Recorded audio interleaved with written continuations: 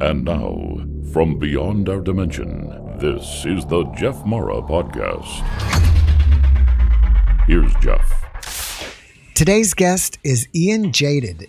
Ian is a paranormal atheist who illustrates the cartoon series Generation Jaded. He designs mixed media fine art, logos, and marketing materials. He regularly partners with news, medical plant, and alternative healing organizations to write and edit articles on the topics of meditation, psychoactive research, lucid dreaming, and alternative healing techniques. Ian, thank you so much for joining me today and welcome. Thanks, Jeff. Thanks for having me. Appreciate it. All right. Now, I want to start right here. You said you are a paranormal atheist. Those are almost two words that to me are opposites, because usually atheists are skeptics. Yes. And paranormal. And I am, yeah. And paranormal is... Yeah, go ahead. I'm sorry. And paranormal is usually not in their game. I hear you. And it's funny. I think I piss off everybody because I'm kind of in this weird zone where I talk. The best way to describe me is that I'm kind of this skeptical atheist who started having the beyond explanation, beyond the normal science explanation sort of experiences somewhere about 30 years ago. And so it's like I was not raised religious on any level. We barely went to church or anything like that. I've read a lot of religious texts over the years and whatnot. In fact, I became much more interested in religious and spiritual texts since I started having paranormal experiences. But I think because I was raised in a very rational sort of mindset, my parents were always kind of the people who, what do you think? How do you see this situation? Taught me to ask questions and look at everything from every side of the coin that I possibly could, So when I started having strange experiences, I remained a skeptic for years and years. And so now I feel I'm in a spot where I've kind of accepted these experiences, but I've refused to put a label on the experiences that I've had. I've had what is traditionally called astral projection, out-of-body experiences. And those have included things where my consciousness I've proven to myself that my consciousness has definitely can move through space when I'm in a certain frame of mind. And it also appears to be able to move through time as well. And these things just sort of kicked in for me around the age of 19. And like I said, I did everything I could to maintain I wanted to be honest. I didn't want to just jump to the first book that I cracked open and said, okay, well, this is their explanation from a Buddhist perspective or from a Christian perspective or from a spiritual perspective, if that makes sense. I wanted to just go, okay, none of these experiences came with a label, so I'm not going to put a label onto it. I'm just going to take them as is. And so that's what I've been trying to do with my work. I try to describe what has been happening to me over the years, and I try to describe what I've learned in the most direct terms that I can without using any kind of spiritual religious terminology, without any kind of dogma attached to it. I try to just take it at face value. This is what's happened. So I would say that my experiences definitely, they are safely in the category of the paranormal, but I would say that atheism is still something is still a good word for me, but the atheists don't like me either, because as soon as you start talking about out-of-body experiences or something like that, they're not real happy about that. I've been on some of the shows like that are connected to the atheist experience out of Austin, Texas. If anybody knows who some of those up and coming atheists are, not up and coming, people have been around for a while, like Matt Dillahunty and whatnot. They like, oh, you're an atheist. But then I start talking to them. They're like, yeah, you're not our brand of atheism. So I kind of upset a little bit of everybody when I start talking, but I feel it's not my place to put some label on this. I feel like my job is to try to, it's like almost like I'm a mechanic on some level. I try to just explain the underlying mechanics of the way I see these things working. And if you want to put another name on top of this, like this is God or spirit or your chakras or spiritual energy or how, whatever you want to call it, that's fine. But I try to stay away from that. I try to just describe it as I see it. That's how I keep myself honest, I guess. On your YouTube channel, which I checked out, you talk about cosmic consciousness. I do. And I mean, you're, to me, one step away of at least from moving from atheism to agnosticism or a spiritualist. And what's the difference for you between cosmic consciousness and some kind of creator of the universe? And it's a fine line. And I'll be the first to admit that where those divisions are, once you really start getting deep into what exactly I'm talking about when I talk about consciousness and its attributes, I will totally agree. It's really hard to start separating it from, well, how is that really different from a spiritual outlook or a religious outlook? And all I can tell you is that I don't know what I would say that in the end, I don't believe that consciousness, first of all, what I have definitely been taught over the years, what I've been shown is that consciousness is certainly not localized specifically to the brain and the body as we've been taught. Now, does that in and of itself mean that it is a spiritual phenomenon? I would say I don't know. I don't know what that means. I don't know what a supernatural thing is, if that makes sense. In fact, even the word supernatural, I tend to not use that word at all because I don't know when we say that something is supernatural, we're basically saying that it's above nature, right? That's really what we're saying. It is somehow beyond the realm of nature. And I feel like, well, I don't feel that consciousness on any level is somehow beyond the realm or the bounds or the laws of nature. I feel that it is certainly beyond what we currently accept scientifically. But the reality is that anyone who's being honest, even from the scientific standpoint, they don't know what consciousness is either.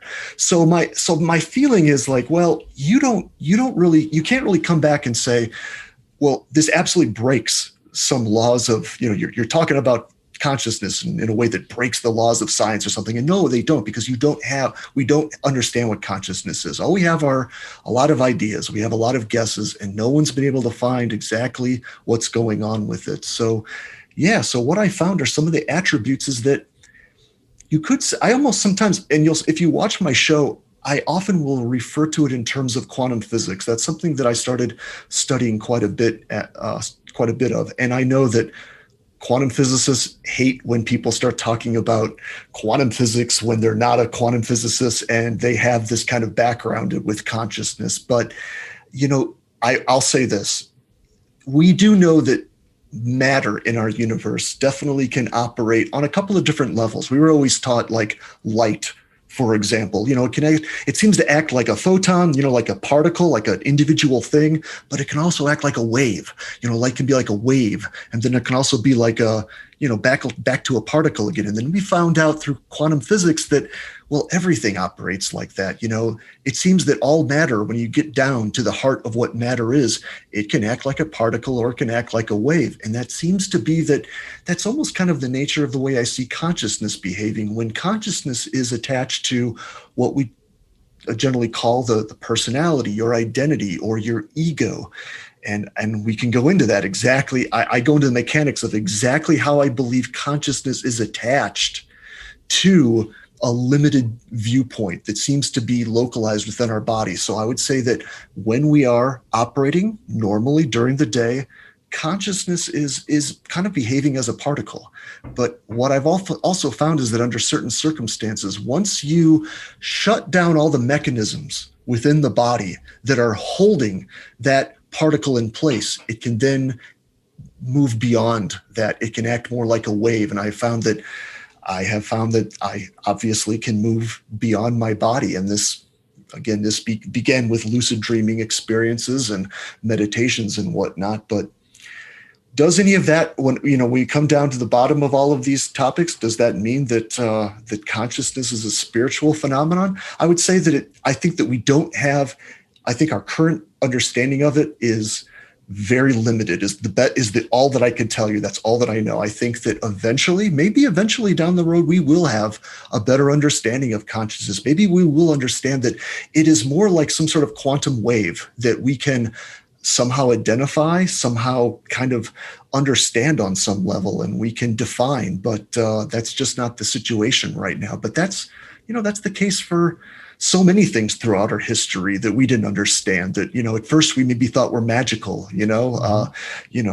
solar eclipses and whatnot. Like, people used to think those were incredible. Those were signs from God, right? But then later on, you understand the mechanics behind it. And I'm kind of in a position where I say, perhaps someday we will have a better understanding of consciousness as well. So I don't want to go and say, oh, well, consciousness is supernatural. I don't know that.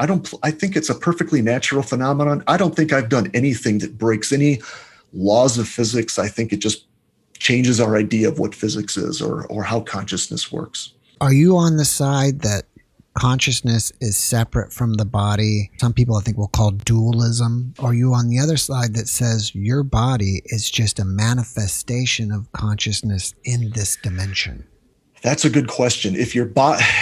So where's matter coming from? I would say if the body is a manifestation of consciousness, then perhaps everything is a manifestation of consciousness, that all matter is a manifestation of consciousness. And I would say that I'm very sympathetic to that viewpoint. I would say that that's out of my pay grade is kind of what I would say. And when there's something that I don't know, I'm always very honest. I don't know if it's sure. That is certainly the way it seems through all of my intuitions, everything that I've gathered throughout my many years of experience in this field, that sure seems to be the situation. But right now, when I talk about it, I don't generally speak about it in those terms. I see consciousness as essentially as being a separate phenomenon that has possibly been here forever. My feeling is that if I had to take a guess, consciousness is something that it's not matter. Matter is something that has to come into existence, right? It has to, it changes and whatnot. But if I think of consciousness, I think of that it is not something that undergoes changes in the way that matter does. I believe that it is something that has possibly been here forever, and it is outside of time. It's something that just doesn't have anything to do with time or space. I almost kind of, I will often refer to consciousness think of it in terms of what if emptiness, the idea of space itself, what if space itself was simply just, that is the nature of space. Space is just conscious. So if we think of just emptiness has perhaps always been here. The idea of nothingness, right? It's always it's not really a thing, so it's sort of always been in the background. You could say it's the substrate upon which everything is built on, if that makes sense. So I would say that the body, the mind, all of that comes and goes within the field of consciousness. Now, whether or not it's actually created by consciousness, that's another step. Like I said, I outside of my pay grade, but I believe it takes place within the field of consciousness. That's my experience. Yeah, it's an interesting idea, space being consciousness. That's what I keep coming back to. Yeah, it's not a thing. It's not a thing. I don't know if you heard about the Israeli general that said, yes, UFOs are real and that the Galactic Federation is real. But the most fascinating thing I thought he said was, space is not what you think it is. Yeah, I think it's not. When you said that, it made me think about that. I talk about that quite a bit. I believe that when I deal with the topic of consciousness, I am essentially dealing with it in the same terms as space. Space has a quality about it is the way I deal with it. That space has an awareness, and it's unlike anything else that comes and goes within that field. Like I said, we've got all of the matter and energy that comes into that field, and that has been possibly playing this game forever, whatever that means. But I believe that consciousness, just like space, I think it's always been here. And I think that the more we understand that, I think that all of this paranormal talk and the supernatural talk, I think that's going to become less and less strange for us, just like the topic of UFOs has suddenly become not so strange to us. I mean, it's amazing how quickly we adapt, isn't it? I mean, just like 10 years ago, if you were still talking about UFOs, people would have been like, "You're nuts, right? You're one of those crazy conspiracy theorists, and there's something wrong with you." And now it's like, well, now so all of a sudden, now people have come forward, and enough official organizations have come forward and said, no, actually, it changes everything. And I've heard I didn't hear that specifically from that Israeli general, but I've heard that from many other people who really have this background in the government and whatnot. I don't remember names or whatnot, but a lot of people have been studying this phenomenon for a long time. They say that all of this does seem to be connected to consciousness, that somehow these other aliens, other life forms have taken these basic principles that you and I are talking about right now. That's why I think these shows are so important. And I think this information, when we talk about this, I think it's so important because we're talking about, it's like we're the cavemen who are just now starting to talk about these concepts of how consciousness works, where possibly other life forms have they've proven how consciousness works beyond a shadow of a doubt. And now they've almost turned it into a technology that, okay, consciousness it's not localized. So they found a way to possibly move things across through space in ways that we still are scratching our heads on, because we're still looking at everything in a very three-dimensional limited model. That's my take on it. NDE experiencers will say when they're on the other side that they'll think about something and then they're there. And then maybe they'll think about something else and then they're there. So it's like thought travel. Instantly. That's how it is on those planes of consciousness. Once you are detached from the body, and again, you can do that through near-death experiences. You can do that in a lot of ways. You can detach the body from the body consciously as well, is what I think.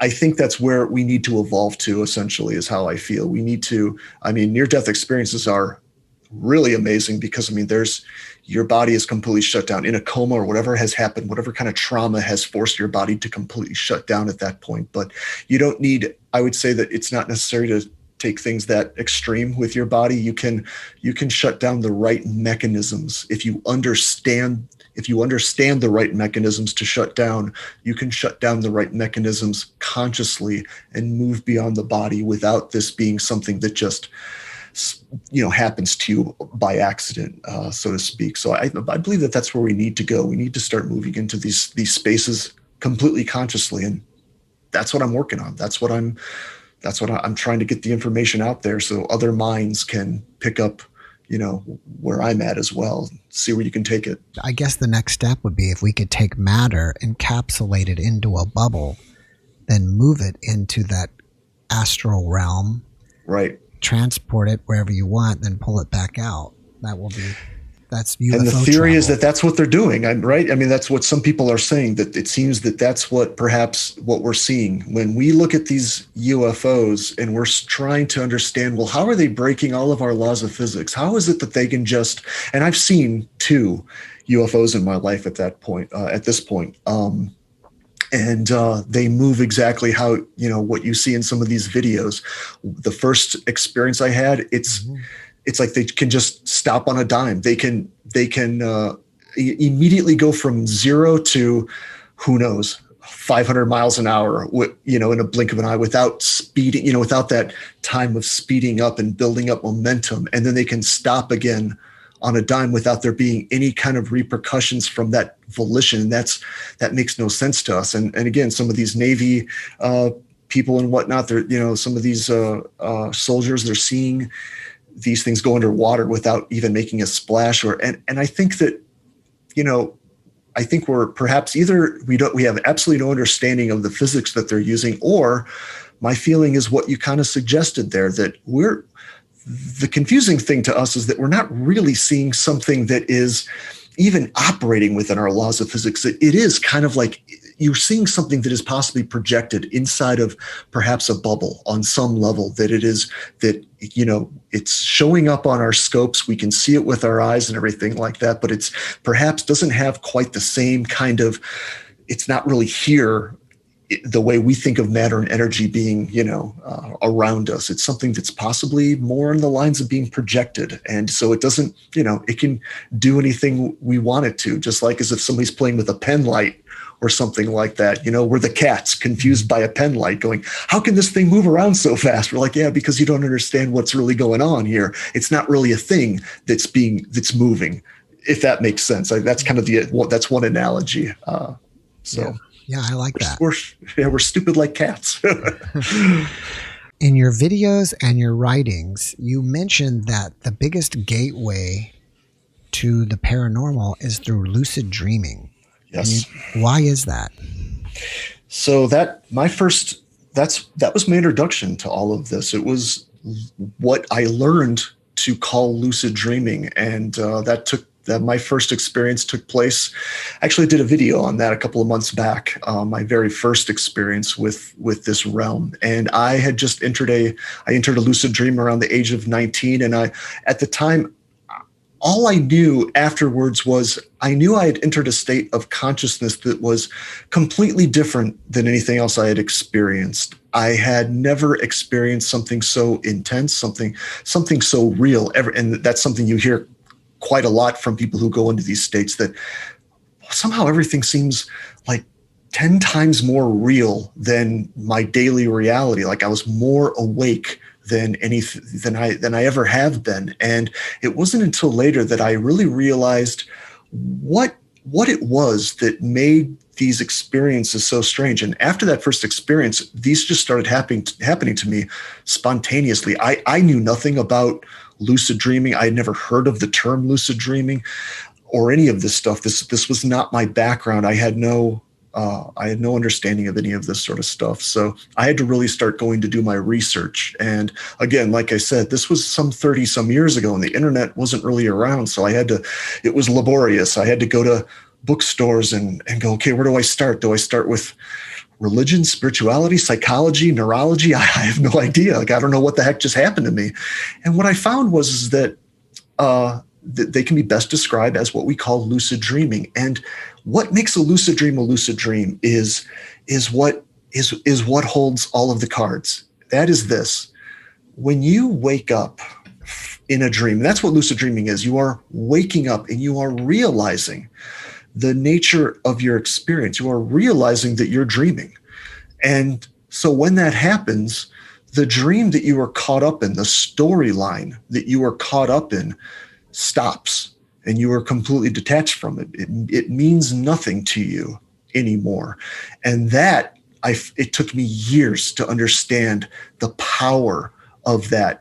For many years, I knew that was just kind of the quality of lucid dreaming. Well, you just kind of become aware that that you're dreaming. But the trick is that when you step back from, sometimes what I often call it is the operating narrative. When you step back from the narrative that is operating on you in the moment, something amazing happens. There is some sort of dynamic in this universe that clicks, and that is that I learned that what really is holding that consciousness. Remember, we talked about consciousness as being, sometimes it kind of acts like a wave, sometimes it acts like a particle.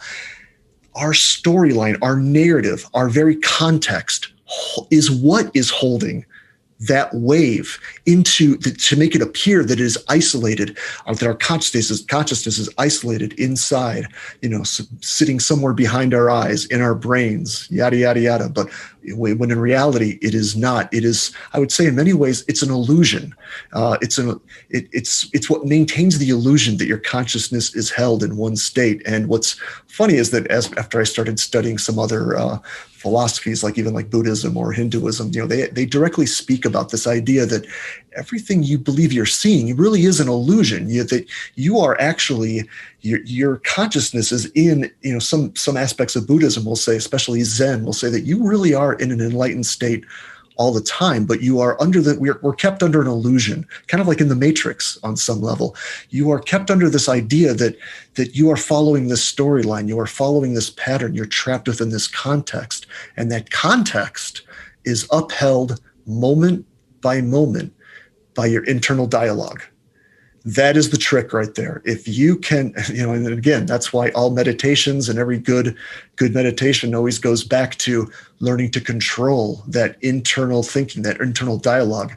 Our internal thinking maintains our context. And if this is sounding too abstract, I'm gonna bring it down a little bit more down to earth. When I say that you're trapped in a context, I'm talking about everyone who's watching this right now, all of you, anyone who's listening to this video right now, you have a storyline going on in the back of your head that is holding your experience of you watching this video right now in a little storyline. And that might be a simple matter of, if you really stopped and thought about it, like you're just kind of have this idea in the back of your head, well, I was at work earlier and then, then I came home and, I ate some dinner and now I'm watching this crazy video about non-localized consciousness. And, later I'm going to, watch some television. I'm going to go to bed. It's a simple matter of that. You have everything held in this little context. You've got your plans for the future. You kind of have this background idea of what you had done before. And it kind of, you kind of stay within this running narrative that is always running, that's always kind of maintaining your life, and it holds your life literally within sort of within tunnel vision on some level.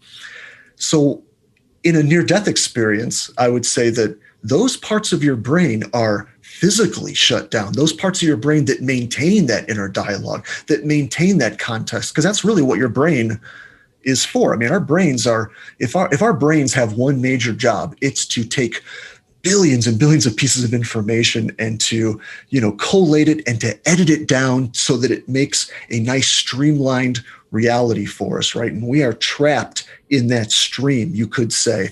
But in a near-death experience, I would say that all of that gets shut down. All of that gets physically shut down. I mean, blood can literally stop flowing to some of those parts of the brain. And I would say in that case, your consciousness has really no choice but to expand outside of that. Now, whether or not you're able to retain that memory when you come back, that depends on you. That depends on how, what exactly happened to you, what put you in that state to begin with. But what I'm saying is that essentially you can use the same gateway as to get in with lucid dreaming. Lucid dreaming is the same gateway, except that you're not. All you're doing is more like consciously shutting down those. You're consciously pulling back from your context. You're consciously shutting down the story. Because when you're in a dream state, what's going on? Your body's asleep. In fact, you're generally in what's called sleep paralysis. Your entire body is basically shut down. Everything is asleep. You can't even really move or whatnot. The only story that's really going on, that is really holding your consciousness in place, is the dream state. And that dream state, of course, it almost doesn't matter what that dream state is. Your dreams, anything, that's why you can believe anything. You are caught into a dream state no matter how ridiculous it is. I mean, think about the last dream you had that was just ridiculous. It doesn't matter how silly it is. All it depends is, are you sold into it? Are you bought into it? Are you focused on the storyline of the dream? But in lucid dreaming, what we practice, what we intend to do is to completely pull back from all of that, step back and go, wait a minute, is this what's really going on? Is this really my situation? And when you discover that you are in fact dreaming, all of your context gets shut down. Your body is still shut down because you're sleeping. You're in sleep paralysis. But now the last final step, the last final cage has now been opened. That context that you've been trapped within is now opened up. That's why lucid dreaming naturally can lead into wonderful astral projections. And you can be trained how to do this. You can go from a sleep state, a normal sleep state, into a dream state, into a lucid dream state, and then you can literally walk outside of your body and you can go anywhere. I mean, literally anywhere. And what I found is that not just anywhere, it seems that you can go at any time as well. And I started finding that I could go into the past. I could go into places that, like, if it was the future, I can't really prove that to myself. The past, I've been able to kind of prove to myself through certain, trying to dig up information about some of the things I've seen from past experiences. But that shows me that consciousness is not bound to anything. There's no rules. Once you're outside of your context, once you can move away from all of those limitations of your body and your mind, your consciousness can do and go anywhere. Sometimes I will dream about people I've never even met. Yes. What does that mean? Well, it depends on what kind of dream it is. I would say that in a normal dream state, it all depends. This is the main question I would first ask you. In that dream where you met somebody who you've never met before, were you aware that you were dreaming?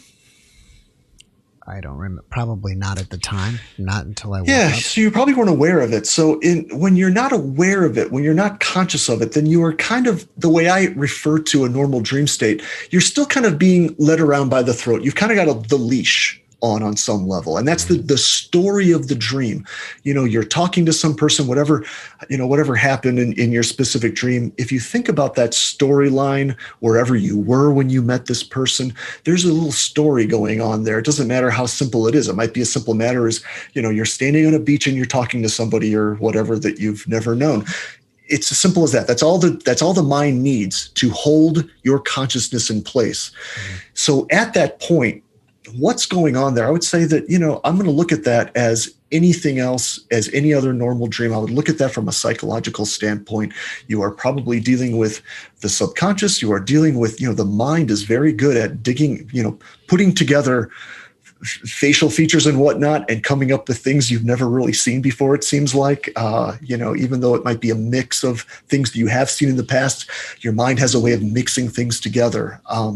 But once you become aware of the full context of your situation, once you become lucid, as it were, then that's when I would say what's happening at that point might be beyond the bounds of just your subconscious. I would say that my lucid dreams, you can't really analyze, I would say, if this makes sense. You can't really analyze my lucid dreams like you would a normal dream and say, well, this is a metaphor for this. This is a metaphor for this. I know when I'm looking at metaphor now, I know when I'm looking at things that are symbolic and, this was about my father, or this was about something that happened in my childhood, that kind of stuff. But in a lucid dream, it's more like you're dealing with things at face value, just like you are when you're awake. And what happens at that level you will still run into people. You can still run into conscious characters, which gets really weird. And then you're going to have to deal with things on a whole different level, and things get very philosophical at that point, because I've personally had to ask myself a lot of times, I'm lucid, I'm fully awake, I have my full mental capabilities right now, and I'm talking to someone in this lucid dream who is, I don't know what they're going to say next. I've never seen this person, and sometimes they even seem smarter than me. That's really strange. So, things get real philosophical. Like, you have to start asking questions after that. Like, well, what do I believe? What is this? What exactly are these things out there? But so I think that's the first question you have to ask. Like, are you awake? Are you awake? And if you're awake, then that changes everything. What is the technique that we can use to make ourselves lucid dream? Wonderful question. Sorry, it's so dry out here. I'm in Colorado. We are dealing with fires left and right, and we are covered in smoke right now. So my throat is constantly dry. I apologize for the drinking. It's non-alcoholic, by the way. If it can be alcoholic if you want to. I don't drink, actually. That's one thing. Not to go on a side quest here, but I've stopped drinking alcohol. I really have nothing to do with alcohol, and I'm not sure if that completely. I know that it definitely. It was destroying my lucid dreaming is one thing that I found, because if I was drinking at night, that's one thing. Talking about techniques, if you are engaged in any kind of behavior, or specifically a drug that is really aimed at putting you to sleep, making you less aware, whatever it is, that's often how we look at alcohol. I've had a bad day. I want to go have a drink. I want to wash it away, right? And that the whole idea behind that is to somehow subdue consciousness, to somehow get rid of awareness. And so I naturally started finding that I didn't want any drug in my system anymore that really reduced awareness. So that's, to start with that's one thing that I would really consider, that you're drinking heavily, especially. I'm not saying you have to stop drinking entirely like I did. I have no use for it, but that helps. That definitely helps. But the next thing is that the most important thing, and most lucid dreamers on some level will talk about this. They generally don't talk about it in the way that I do. I think the most important practice you need to pick up beyond a meditation practice, and we can talk about that as well. I think meditating is picking up a daily meditation on some level. Whatever meditation works for you is extremely important. And again, we can talk about that if we have time, but specifically reality checks. Reality checks are something that we never do. And when I mean a reality check, I'm saying that stopping throughout the day, several times throughout the day, as much as you can, set a timer, even if you need to. Put a timer on your phone, like once every hour, once every couple hours. I'm just going to have a little ding on my phone. And this is what you do. You simply stop. You bring your hand up in front of your face and you hold your attention to your hand, and you just kind of ask quietly in the back of your head, is this real? What is the context that's operating right now? And you can just kind of remember, like, what do I believe is real right now? Like, why am I here in the place that I'm here right now? That's really what you're asking. When we talk about our context, that's really what is your story that brought you here to this point? And it's funny because they kind of mentioned that briefly in Inception. If you remember the movie Inception, he actually asks that to the girl who he's kind of training in the movie, where he says, hey, how did you get to be right here in this place where we're at in this cafe right here? And it's a wonderful question. It's something that we take for granted all the time. We never stop and go, what is my reality? So this is why we're staring at our hand. When you lift your hand, when you lift anything up in front of your face in a dream state, I like to use my hand, because for some reason, this seems to be a universal quality that your hand is always going to be there. It's always, some version of your hand is always going to be in your lucid state. And I don't mean to keep going back to Inception, but if you remember that movie, they were pulling out little trinkets. They used what they called totems. Like he had a top that he spun so he could look at and see how the top behaved. That would tell him whether or not he was in a dream state. People use dice and different things like that. What I've really found is that the reality is behind that practice is that those objects might not actually be on you in a dream state. The only thing that I find that you can rely on 100% is your hands will be there on some level. So bring your hand up, hold your attention to it, think about the context you're in. If you are in a dream state, whatever you're holding your attention to for too long, that object will shapeshift. It'll shapeshift. And once you see your hand shapeshift, then you know beyond a shadow of a doubt, well, now you know, there's no question. You know that you're in a dream state if you watch your own hand that you have as familiar as you possibly could be with anything else in this world, when you see suddenly it do something odd. And, but you get a practice of doing this during the day so that hopefully that practice carries into the night. So at some point during a dream state, you might stop and go, so this seems weird. And a lot of people they've been on that edge of lucid dreaming. They go, none of this seems real. None of this seems quite right. And if you can get yourself to the point where you can ask and really ask, like, wait a minute, is this real? Am I really in a dream state? And if you've been practicing this enough, hopefully in a dream state, you will actually get to that point where you'll lift your hand up in front of your face and you'll stare at it. It'll only take a few moments. Your hand it'll change colors. It'll disappear. I found my hand with more fingers than it should. It'll do all sorts of things. My hand is just spun off into space. It does all sorts of weird stuff.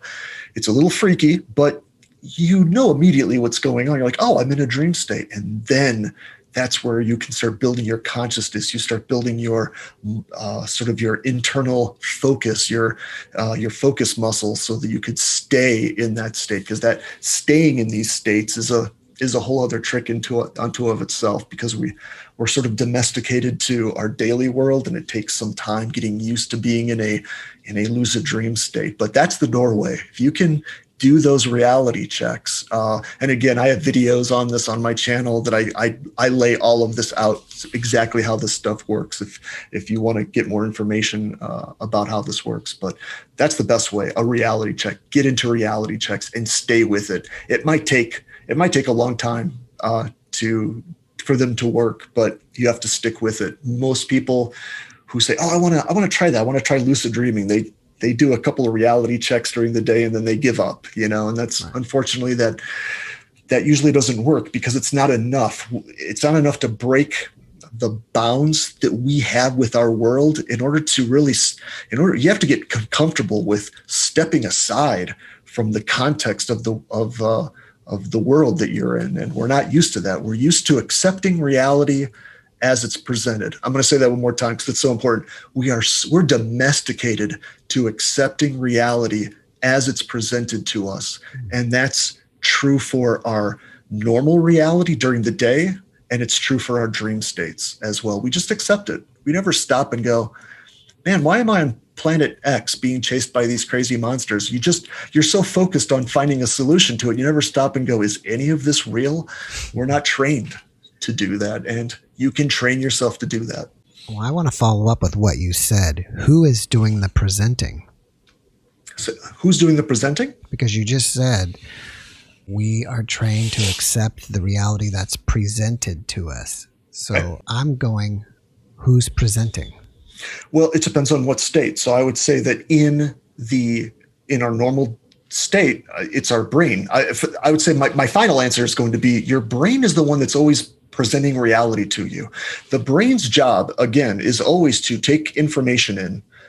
We know this more and more through neurology that we are subjected to so much it's all inherently meaningless, right? I mean, all the information coming into our senses, it's all inherently meaningless. It's our brain's job to then crunch all that information down, to edit it, to streamline it, and to turn it into a nice, neat little narrative or a story, really. And that's why we're attracted to stories, right? I mean, we love our brains look for stories. It's why we're staring at our phones all day. It's why we love Netflix. It's why we love YouTube.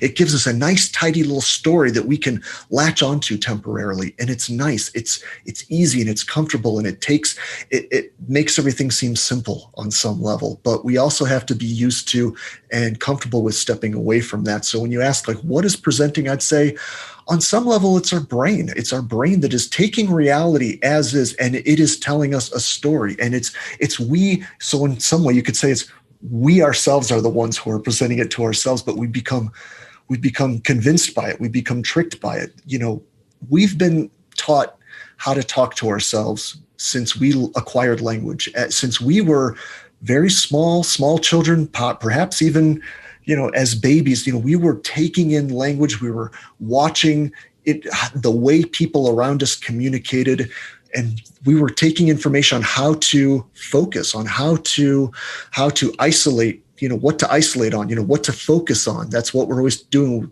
with children. Pay attention to this, pay attention to that. We are constantly trying to redirect kids' attention so that it's not all over the place. So it's isolated.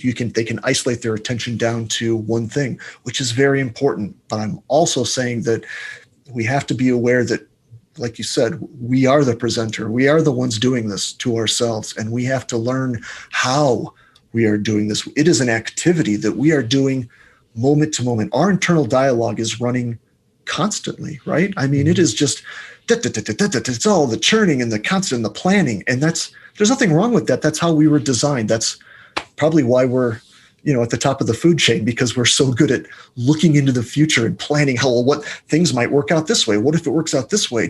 When we review our past mistakes, how many times have we looked back at something stupid we did and it just keeps churning again and again in our head? There's an evolutionary reason for that, because we want to not make the same mistakes down the road. We want to be constantly more successful. So the brain, it never shuts up, but we have to learn. We have to train ourselves that we're not the brain in the end. We are not all that noise. What we are is, now we can use the word consciousness, but I would say whatever consciousness is, it's that which is observing the mind. It's that which is observing everything that's going on with the body. It's always watching. It's watching this. So we're the ones that's watching it. We have to learn to step back and realize that, I'm not just this ego that's caught up in all this daily drama. I'm just really this thing that's observing all of this happening on some level. And there's that sweet spot that you want to get back to. Can you lucid dream every night if you want to, or you can only do it if you happen to wake up in your dream? Are you asking me personally or Yes, or in general? Me you personally, I have it's still spontaneous for me. What I have found is, for whatever reason, I have tried personally all of the tricks that there's a lot of, if you watch other lucid dreamers, they've got 101 tricks up their sleeve on how to induce lucid dreams. I've tried everything. The only things that have helped me are, I'm so familiar with reality checks now, so I don't have to do reality checks really anymore. I use reality checks to learn to help myself focus once I'm in the state. But whatever it is that is bringing me into this state to begin with, it has so far always seems spontaneous. There is that spontaneous spark where I realize none of this is real. Or at least I suspect that none of this is real. And that's all I need. If you just give me if I'm able to pause, if I'm even just able to pause just for a moment midstream of that constant narrative, and I can just pull back from them and go, aha, I can look at my hand, or I can do a trick, I can do something like that. But what it is that, instigates that, because that to me is that's what all the magic is. It's that instant, immediate, that inherent sort of spark of going, wait a minute, none of this is real. That seems to come along when it wants to. So some nights I will lucid dream for hours on end. And it's almost like when I first started lucid dreaming, I was lucid dreaming almost every night for sometimes hours on end. It actually became too much. Like it really became overwhelming. It's like I was leading another life almost, and it became overwhelming mentally and physically. And I wasn't sleeping properly after a while. I mean, you could lucid dream too much where, you're not really going into REM properly. And there is something about us that we need just normal dream states too. There's something about our humanity. We just need to go into, it seems like we need to still have normal dream states from time to time. So now where I'm at now, I let it come and I let it go. I don't try to control it anymore. I meditate. That's my main thing. That's the thing that I can control. I meditate every day. Sometimes I'll still do reality checks just to kind of get myself back in the habit, but I let them come and go. And that's what they do. They come and go. I'm glad you mentioned meditation, because I wanted to ask, can you recommend a meditation exercise or a meditation style for the average person? Definitely. In fact, I'm not sure when someone may be watching this video, but the last video I just released, I've offered several meditations in the videos, so I'm going to give you a basic rundown of the best kind and why it's the best kind for me. But if you want more information, again, go check out what was the last video I did? I was talking about the idea of enlightenment and nirvana and what those concepts really mean. And I offer a meditation in that video that I think is really great. I do most of my meditations when I walk at night. I do walking meditations. Those work the best for me personally, because first of all, when you meditate at night, I think there's something that's really good about meditating at night. If you meditate in the morning, which is not a bad idea, I think that there's a lot to be said about meditating in the morning. But the problem for me is that in the morning time, that's when my day hasn't started yet. I'm still kind of doing my planning. My mind still wants to plan out, well, I need to do this and I need to do this. I need to do this. So it's harder for me to pull back from all of that chatter. And that to me is the key to any meditation practice. I don't care what you're doing in your meditation practice. I don't care how you're breathing, how you're sitting, what candles you light or incense. To me, none of that is important. If that stuff makes you feel better, fantastic, awesome.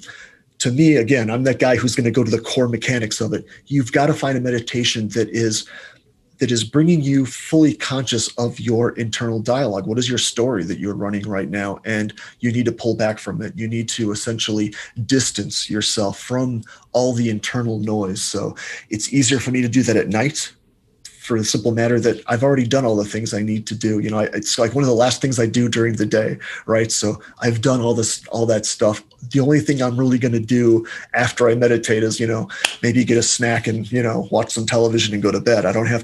There's nothing for my brain to really have to think about too much. I mean, the brain will always find something to distract you with, because that's what it's going to try to do. It's going to try to pull you back into context. That's what it's always doing. But in the end, whenever you're doing your meditation, I say find a meditation where you are able to really bring your attention to that little voice in the head, whatever you want to call it. What is your context right now? What is the story that you're following? And it's not to say that your story is an illusion necessarily. I mean, the stories that we tell ourselves about who we are, what we're doing, what our plans are, and what's important to us. I mean, those are all, those may be absolutely true, but what I'm suggesting is that you can still pull back from it. You can still realize that you are something that is so much larger, so much more expansive than this small story that's going on with this particular body and mind, following this little story of life from birth to death. And it's a short story in the end is we've got 75, 80 years on this planet. It's a short story. And, we have to learn that that's not all there is. That is absolutely not all there is. There is something that is sort of peeking through the door hole, all the time, and looking through layers upon layers of narrative from a point of awareness that is much larger. And I believe that we all share ultimately. So that's another thing where I start sounding like a real spiritualist, where I don't really think there's a difference between my consciousness and your consciousness and his consciousness or, whatever. I think there is just consciousness. The only thing that appears to separate any of us, again, are these stories that we've become locked into, our narratives that we become locked into. And, so that's where your meditation should always be focused on, pulling back from that, quieting the mind. If you can find that place where there's a part in your consciousness that is always quiet, that you are always listening. You're the one that's listening to the internal dialogue. You're not the one talking. There's a part of you that's just listening to the internal dialogue. That's what you need to get in touch with, if that makes sense. So that's what I always recommend for a meditation. Go however you get there, however you get to that ultimate point, the rest to me is all bells and whistles. So it's just to be able to separate yourself from the chatter. And you are separate from the chatter. Let me be clear. You are separate from the chatter. But it's just realizing that you are. We're so identified with the chatter. That's all it is. You realize that you're the chatter. As you're realizing it, you're trying to step back from it and maybe not be a part of the chatter. Right. You're temporarily going, I'm going to step aside from this. When you meditate, you should tell yourself, I'm going to take a break, even if it's just for 10 minutes. That's why I tell people, don't let your mind will come up with any excuse not to meditate. It'll come up with anything.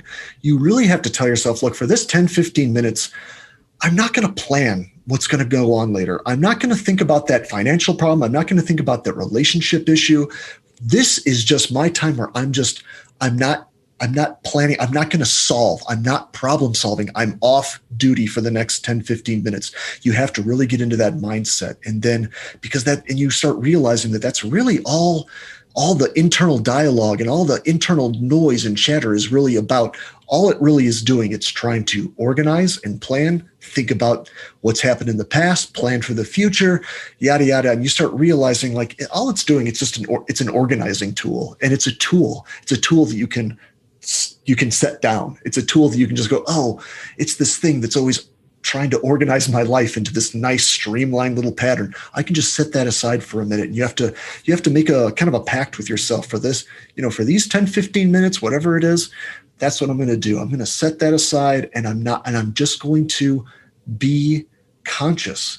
And it's the easiest thing in the world. It's the easiest thing meditation is the easiest thing you could ask someone to do in the end. And that's why the brain absolutely abhors it. It hates it because it doesn't give it anything to do. Like it wants steps. And I always talk about that. The brain loves, when you learn a new trick, right? There's always a series of steps, like, well, what's step 1? What's step 2? What's step 3? But then when you ask the brain to just go, no, you don't have to do anything right now. You're just going to just be aware and just be conscious, not problem solve. And it's amazing. And just watch what, much of your meditation at first, if you've not done meditation, might just be that. You might just be watching the mind just flip out over that concept of all the things it will do when it's asked to not problem solve. It will go into hysterics, almost like what? But that's what I do. That's how I stay safe. That's how I do everything. That's, I have to plan and organize and I have to think and I have to figure out that, yada, yada, da, da, da, da, da. So that's what you have to say. You have to say, I'm not doing that right now. I'm just I'm not doing anything. I'm just going to be conscious. All right, I'm going to switch gears on you here. Switch gears. You are an author. I am. Tell us about your books and where to find them. Oh, lovely. So that's how all this started. I was published by a lovely indie press out of Oregon for my first book. And so I've been having these experiences, like I said, for a long time. So my first book that I wrote, I started writing years ago. It took years for me to write that book, and it's called Tripping the Field. Actually, I've got a copy right here. Yeah, Tripping the Field. That is awesome. That is my pride and joy. That is my love of my life. It's fiction. It is complete nonsense, but it all takes place within the world that I've been describing to you. It's an adventure that takes place in this world of consciousness and all of the repercussions of what I'm suggesting about this world of consciousness. And it deals with shamanism and shape-shifting, and it's a little bit violent in parts. Some of it's kind of scary. It's funny. It's an adventure. It's absolutely wacky, but it's pure fiction that basically I was taking all of these ideas I had that I have been acquiring over the years, and I just played with them. I blew them out to just the wildest proportions. Like, well, if this is true, what would this look like if this, at the most extreme? So that's what Tripping the Field is. That's available you can find Tripping the Field anywhere. We always appreciate if you buy directly from the press. That is through Glad Eye Press. Hopefully I'll be able to maybe give you a couple of links to that. Glad Eye Press is my publisher for that. Because if you go through Amazon, which is fine, Bezos doesn't need any more money, is my opinion. But so it's always better if you buy it directly through the publisher. And my second book that I released it's only been out for like 5-6 months. That's called Migration. And that is what the video series is kind of based on. Migration is much more, it's a research base. It's nonfiction. It is the brass tacks of all of this underlying philosophy. Like when I'm talking about how exactly our consciousness binds to these narratives and these storylines, that is what Migration dives into and gets into all the nitty-gritty details of how exactly that works, how we evolved to be these strange creatures that get caught up in storylines like we do. And we are very strange animals on that respect, that we can watch a movie, we can read a story in a book, and we can get so caught up into it that a part of us believes it. We find ourselves, getting excited when the hero is in trouble, and we crying when people die that we liked in our stories, even though we consciously know it's not true. Storylines have an incredible effect on us, and they borderline on magical. So that is the examination that Migration goes into. And besides that, I'm an artist. I'm always working on art, and my new video series that I just started doing a few months back it's based on, like I said, it's called Migration, and it's on YouTube now. I think I've made about 20 some videos, and each video I kind of dive into a slightly different aspect of this, because there's so much to tell. I'm sure you can gather from the way I've been talking to you that I could literally talk about this topic. As long as my throat stays hydrated, I could talk about this topic all day if I wanted to. So hopefully that series will continue for a long time to come, but that's what I've been working on. All right, real quick here. One, I need to know, what is the name of your YouTube channel? And two, do you have a website where if someone wanted to, find everything? Like a gallery of your artwork, maybe links to your books, etc. So like I said, I'm going to offer you some links. My main website was just under my name. My company that I house all of this under is Iboga Moon Productions, IBOGA, Iboga Moon Productions. But currently, right now, as we're talking, that website is down. I'm changing providers. I had a fallout, you could say, with my service provider, so I'm looking for a new provider. So if you Google my name, I have a very unusual name. No one else has that. You're going to find my work out there, especially on YouTube. If you just punch in Ian Jaidid into YouTube, you will find my channel immediately. And you'll see my series is called Migration. They refer to me as the Paranormal Atheist. And it's pretty simple to find. But like I said, I will I'll give you some links. Hopefully that will make it a little easier. But yeah, unfortunately, my website that had all of this in one nice, neat place, I just shut that down a couple of weeks ago. I've got to redo it. I got to go with somebody else. So that's what I'm working on right now. All right. Are you a public person? And what I mean by that is, after watching this video, people may want to reach out to you and ask you questions, or sure, people do all the time. Connect with you. So Yep. if that's cool, then what is the Absolutely. best way for them to reach you? I love people to do that, and wherever you want to connect with me on.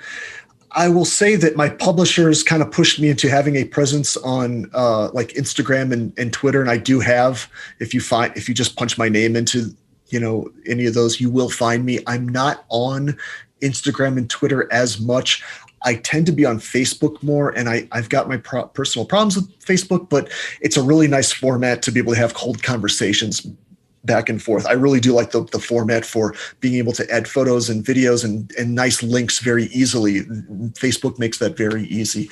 So if you want to find me on Facebook, people are always welcome to do that. But go on YouTube. Anyone who goes on YouTube and finds my channel, especially if you found a specific video, any of those comments that you add under the video, I really do read all of those. I'm brand new to this, so I don't have thousands of followers. I will see your comment. I will get back to you. I will anybody who's made a comment, who's asked a question on YouTube or anything, you can always. People just will DM me on Facebook. I don't have a problem with that. That's totally fine. I'll. As long as I find that your question is serious, you really have something on your mind, you really have something you want to talk about, I'll absolutely interact with you. No problem whatsoever. All right, great.